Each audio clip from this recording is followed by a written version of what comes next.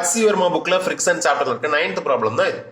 A block A kept on an inclined surface just begins to slide if the inclination is 30 degree.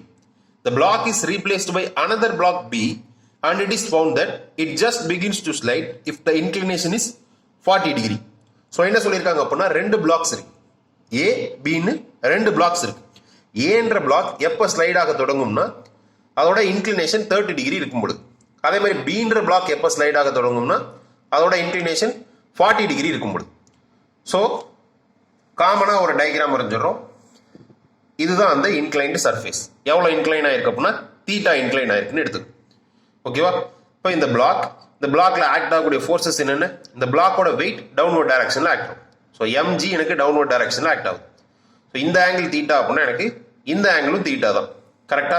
So எம்ஜியை இந்த டைரக்ஷன்ல resolve பண்ணா MG cos தீட்டானும், அதே மாதிரி எம்ஜியை இந்த ஆக்சிஸ்ல resolve பண்ணா MG sign தீட்டானும் வரும். Normal force perpendicular to the surface, அதாவது இந்த டைரக்ஷன்ல ஆக்ட் ஆகும். அதே மாதிரி frictional force parallel to the surface, இந்த டைரக்ஷன்ல ஆக்ட் ஆகும். இல்லையா? ஸோ இப்போ இந்த சிஸ்டம் ஈக்குலிபிரியம்ல இருக்கு அப்படின்னா என்ன அர்த்தம்? என் வந்து எம்ஜி காஸ் தீட்டாவுக்கு ஈக்குவலா இருக்கும், அதே மாதிரி எஃப் வந்து எம்ஜி சைன் தீட்டாவுக்கு ஈக்குவலா இருக்கும். ஓகே, இப்போ என்ன சொல்லியிருக்காங்க அப்படின்னா ஜஸ்ட் பிகின்ஸ் டு ஸ்லைட் அப்படின்னு கொடுத்துருந்தாங்க. ஜஸ்ட் பிகின்ஸ் டு ஸ்லைட் அப்படின்னா என்ன அர்த்தம் அப்படின்னா அந்த ஃபிரிக்ஷனல் ஃபோர்ஸ் லிமிட்டிங் ஃபிரிக்ஷனோட வேல்யூவை ரீச் ஆயிடுச்சு அப்படின்னு அர்த்தம். இல்லையா? Frictional force equal to limiting friction அர்த்தம். லிமிட்டிங் ஃபிரிக்ஷனுக்கு என்ன formula? Mu N. Okay, so இப்போ எஃப்க்கு பதிலாக மியூ என் இந்த ஈக்குவேஷன்ல சப்ஸ்டிட் பண்றோம். So mu N equal to mg sine தீட்டான்னு வருது. என் எந்தாண்ட கொண்டு வந்துடுறோம். So mu equal to mg sine theta by N. என்னன்றது என்னது? Mg cos theta. ஸோ என்னுக்கு பதிலாக எம்ஜி காஸ் தீட்டான்னு சப்ஸ்டிட் பண்றோம். Mg cancel. அப்போ mu equal to sign theta by cos தீட்டான்னு இருக்கும். சைன் தீட்டா பை காஸ் தீட்டானது tan theta. So mu equal to tan theta.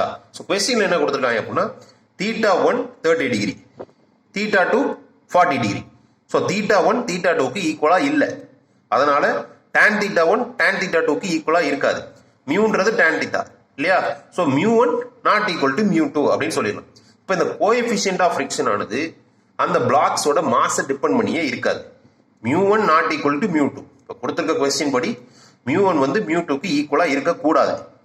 அதனால நம்ம மாஸ் வந்து இப்படிதான் இருக்கும்னு நம்மளால ரிலேட் பண்ணவே முடியாது இல்லையா? ஏன் அப்படின்னா எனக்கு கோஎஃபிஷியன்ட் ஆஃப் ஃபிரிக்ஷன் மாஸை டிபெண்ட் பண்ணி இருக்காது. ஸோ எனக்கு வந்து மாஸ் ஆஃப் ஏ வந்து மாஸ் ஆஃப் பியை விட கிரேட்டர் தானா இருக்கலாம், லெஸ் தானா இருக்கலாம், இல்லை ஈக்குவல்டாகவும் இருக்கலாம்.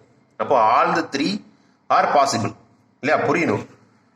Mu 1 not equal to mu 2 கொடுத்துருக்க கொஸ்டின் படி mu 1 not equal to mu 2. இந்த மியூன்றது என்னது? Coefficient of friction. Coefficient of friction mass of the பிளாக்கை டிபெண்ட் பண்ணி இருக்காது. ஸோ இதை வச்சு அந்த மாஸ் ஆஃப் த பிளாக்ஸ், இந்த பிளாக்கோட மாஸ் இந்த பிளாக்கை விட பெருசா இருக்கும், சின்னதா இருக்கும், இல்லை ஈக்குவலா இருக்கும் அப்படின்னு சொல்ல முடியாது. Mu 1 not equal to mu 2 அப்படின்னா அந்த மாஸ் எப்படி வேணா இருக்கலாம் இல்லையா? ஈக்குவலா இருக்கலாம், கிரேட்டர் தானா இருக்கலாம், இல்லை லெஸ் தானா இருக்கலாம். அதனால option D all the 3 cases are possible.